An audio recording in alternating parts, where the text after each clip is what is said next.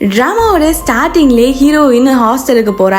அங்கே போகிறப்பவே ஒரு பணக்கார பொண்ணுனால அந்த ஹாஸ்டலே ரணகலாம் ஆகிட்டு இருக்கு. இதை பார்த்ததும் ஹீரோயினுக்கு பயங்கரமாக சிரிப்பு வருது. அதுலேருந்து ரெண்டு பேரும் சண்டை கட்டிக்க ஆரம்பிக்கிறாங்க.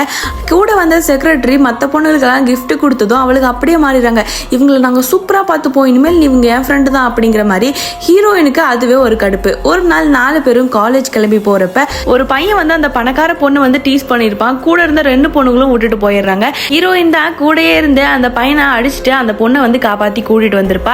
இதுல இருந்து 2 பேரும் பயங்கர பெஸ்ட் ஃப்ரெண்ட்ஸ் ஆக ஆரம்பிக்கிறாங்க.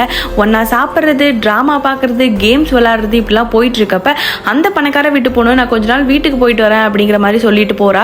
பட் போய் ரொம்ப நாளா வரவே இல்லை. காலேஜும் முடிஞ்சு போயிடுது. ஹீரோயின் இப்போ ஒரு வேற கம்பெனிக்கு ஒர்க்கு போறாங்க. இப்பதான் அந்த பணக்கார பொண்ணு இவங்க தான் உங்களோட நியூ எம்டி அப்படி சொல்லி ஆஃபீஸ்ல வந்து இன்ட்ரடியூஸ் பண்றாங்க. பட் அந்த பொண்ணு ஹீரோயினை பார்த்து பேசாமையா போயிடறா. அதை நினைச்சு ஹீரோயின் ஃபீல் பண்ணிட்டு இருக்கப்ப அந்த பொண்ணு ஹீரோயின் கிட்ட வந்து பேசுனதும் ஹீரோயினும் பயங்கர சந்தோஷமாயிடுறாங்க. எங்க போனாலும் நான் உன்னை மறக்க மாட்டேன் அப்படின்னு சொல்லி கடைசியில பல வருஷம் கழிச்சு 2 பேரும் ஒன்று சேர்ந்துறாங்க.